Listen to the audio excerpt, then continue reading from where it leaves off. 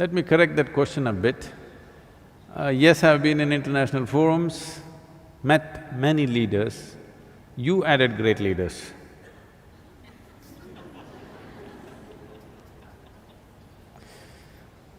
So, many leaders, not always so great. Yes, there are a few great leaders, no question about that. Where is the world heading?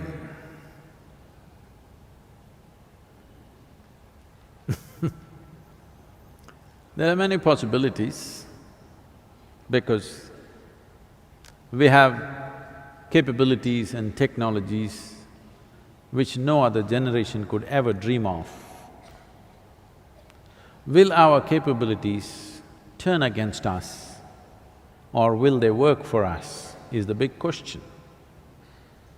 If all the human capabilities which are so hugely enhanced because of technology, everything that an individual human being could do has expanded manifold. In this enhanced state, and our numbers have increased tremendously. In the beginning of 20th century, we were just about 1.5 billion people. Today, we are 7.3 billion people. The United Nations making predictions that by 2050, we will be 9.7 billion people. If all these people get educated, get technologically empowered, 9.7 billion people or nearly 10 billion people on this planet is for sure going to be a disaster. Yes. We can make arrangements and arrangements, we can improve the arrangements, we can make more energy-saving machines, we can recycle the shit. Yes, we can do all this. But if we don't come to our senses with human populations, there's going to be… I want you to just imagine how the world will be if the population almost goes up by 50% tomorrow. Just imagine your town, how it will be if 50% population increases tomorrow morning. Or in other words, no matter what we create, no matter how much we strive, whatever we build, everything is going to be insufficient because the planet is going to be insufficient. Of course, we are looking at planets which could sustain life outside of this solar system. We have found 2, 3 very promising planets. It's just a little, not in the walking distance. A few thousand or a million light years away. Great planets, I believe. But this is the thing, but nobody wants to address this issue. Everybody wants to talk about cosmetic solutions, not address the basic problem of expanding human population. I was in a conference and I said, see, unless you reduce the human footprint on the planet, there is no solution for anything. Then they asked me a brilliant question, how do you reduce the human footprint? I said, you have to reduce the number of feet. That's the only way. So, right now, it doesn't matter what others think. All of you who are here and those of you who are hanging out with me,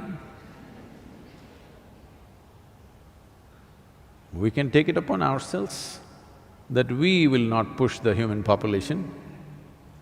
You can have a dog.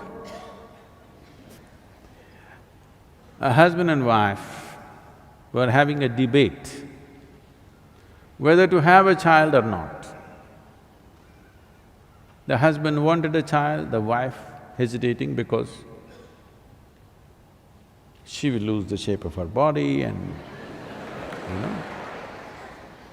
For a husband, having a baby is simple. But for the woman, it's too many things involved. So debate was going on, and then they came and the debate moved into an area where should we have a baby or should we get a dog? Then they could not decide, they went to a counselor. They put their problem in front of him. So he said, you got to just make up your mind whether you want to ruin the carpets or your life.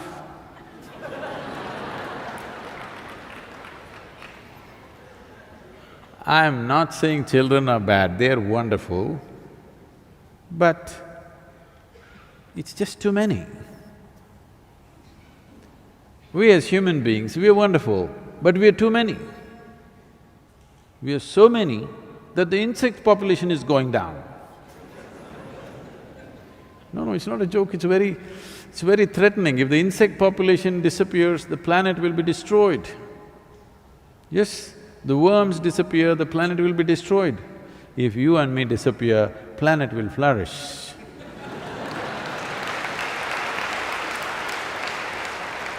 So, leave the leaders alone because in every conference that you meet, very cosmetic solutions are being talked about. How to adjust the marketplace, okay? How to do this, how to do that. On immediate scale, yes, those things are necessary, but you're talking about what is the future of this world. If that is so, if we want a future for this world, if we want our children and their children to live well on this planet, the only way is to bring down human population. Not by doing some horrible acts, but if we have… See, our life expectancy has improved. This means we have taken death into our hands. When we take death into our hands, it is our business to take birth also into our hands, isn't it?